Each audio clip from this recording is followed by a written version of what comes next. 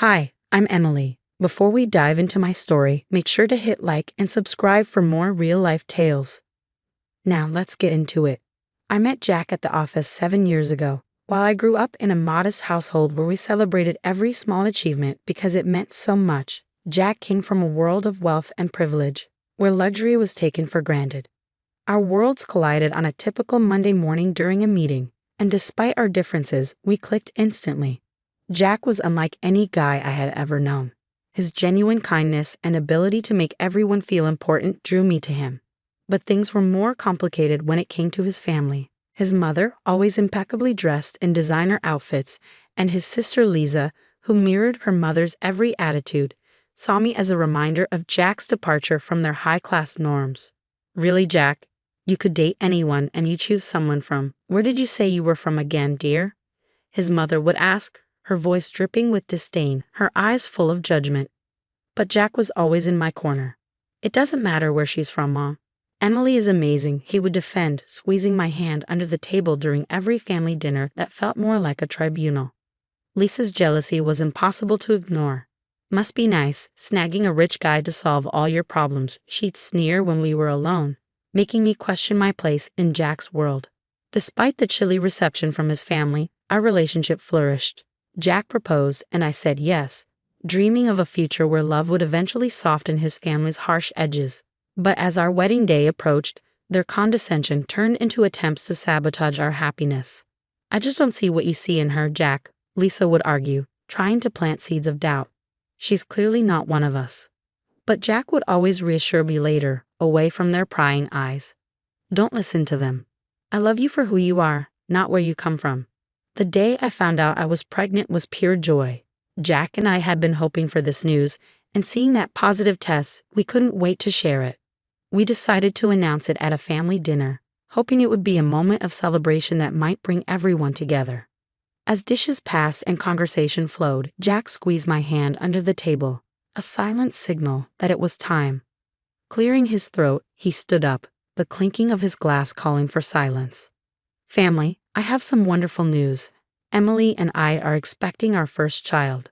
The reaction was mixed, with some offering congratulations and others stunned into silence. But Lisa's face was marked by unmistakable resentment. Her tight-lipped smile never reached her eyes, and her words were tinged with bitterness. It must be nice being able to have kids, Lisa muttered under her breath, her voice barely a whisper but heavy with pain. Some of us aren't so lucky. I reached out, touching her arm gently. Lisa, hi. She jerked away. You wouldn't understand, Emily. This should have been me. Her words stung, but I knew her struggle with infertility was a sensitive topic.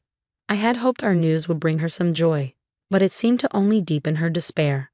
The tension from that dinner lingered, and a few weeks later, during my baby shower, it reached a boiling point. Hidden behind a row of beautifully wrapped gifts, I overheard a conversation that chilled me to the bone.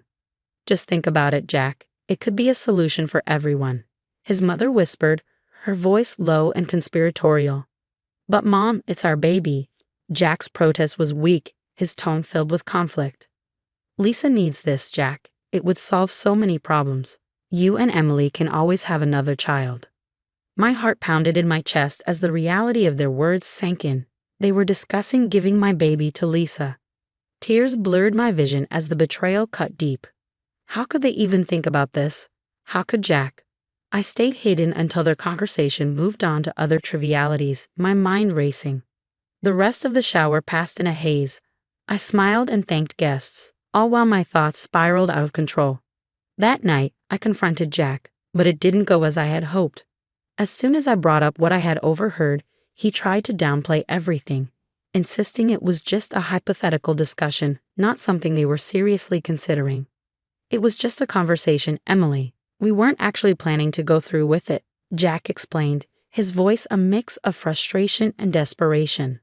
How can you even discuss our baby like that? How can you not see how wrong that is? My voice cracked, the hurt too raw, too deep to contain. Jack sighed, running his hands through his hair, a sign of his stress. I know it sounds bad, but you have to understand my position. Lisa has been struggling, and Mom, she just wants to fix things. By giving away our child? I shot back, incredulous. Does my opinion not matter? Am I just an incubator to your family? Jack paused, his expression pained. Of course not. You know I love you. It was just a suggestion. We wouldn't have done anything without your agreement. But the damage was done. The trust I had in Jack, in us, had been shattered. How could I believe in his promises when, behind closed doors, they were contemplating such a betrayal? I felt more alone than ever. The man I loved, the family I had tried so hard to be a part of, had let me down in the most unimaginable way. The realization that I was nothing more than an outsider to them, someone to be used for their own ends, was devastating. The nights that followed were sleepless, filled with tears and the echoing words of their conversation. During the days, I moved through my routines mechanically, each action a reminder of the facade my life with Jack had become. Jack tried to make amends, his apologies filling the space between us with more words but no comfort. Emily, please, let's talk about this. We can sort this out, he pleaded, his texts and calls becoming more frequent as I pulled away. But there was nothing left to sort out. The betrayal had cut too deep, the wound too raw and festering with each passing day. The home we had built together felt like a trap, lined with the echoes of whispered plans and broken trust. In the silence of our bedroom, staring at the shadows dancing across the ceiling, I made my decision. I couldn't stay, not with the weight of betrayal hanging over me, not with the constant reminder of what they had intended for my child. I needed to leave, to find a safe haven where my baby and I could start anew, free from the toxic ties that bound us to Jack and his family's manipulative schemes. With my decision made, the planning began in earnest. I reached out to my best friend Anna, who had always been my rock. I need to get out, Anna. I can't stay here. It's not safe for me or the baby. We'll figure this out, Emily. Let's plan carefully, Hannah responded immediately, her voice calm and resolute. Together, we crafted a meticulous plan designed to ensure my departure went unnoticed until it was too late to stop me. The urgency of the situation lent a surreal quality to the preparations. While Jack was at work, I packed each piece of clothing, every cherished photograph and essential baby items, quietly stowing them away in suitcases and boxes. Anna helped, her presence a comforting reminder that I wasn't alone. Make sure you take all the important documents, birth certificates, your passport, anything you might need, Anna advised as she checked off items from our list. Her practicality anchored me, keeping the waves of emotion at bay long enough to focus on what needed to be done. The emotional weight of leaving my life behind was overwhelming. Each drawer emptied, each memory packed away, felt like erasing parts of a past that once held so much promise. But with each item packed, my resolve strengthened. This was for my child, for our future, free from manipulation and deceit. By the time Jack returned home, the house looked as it usually did, but the essence of my presence was gone. The finality hit me as I zipped up the last suitcase. Ready? Anna asked, handing me a travel mug of coffee for the road. As I'll ever be, I replied, taking a deep breath as we loaded the car. The drive away from the house was a mix of fear and relief. I watched in the rearview mirror as my former life faded into the distance, a chapter closed with a silent vow to never look back. We drove to a small apartment Anna had arranged for me in a different city.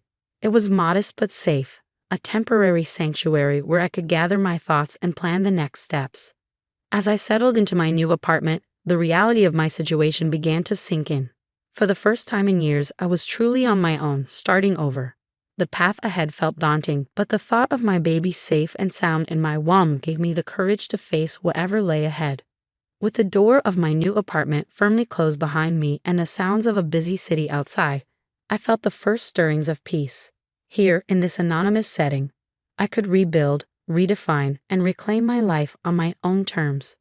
The divorce proceedings were grueling.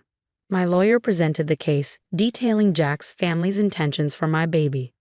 The courtroom felt oppressively silent as Jack sat across the aisle, his expression a mix of regret and disbelief as his own texts and conversations with his mother were laid bare before the judge.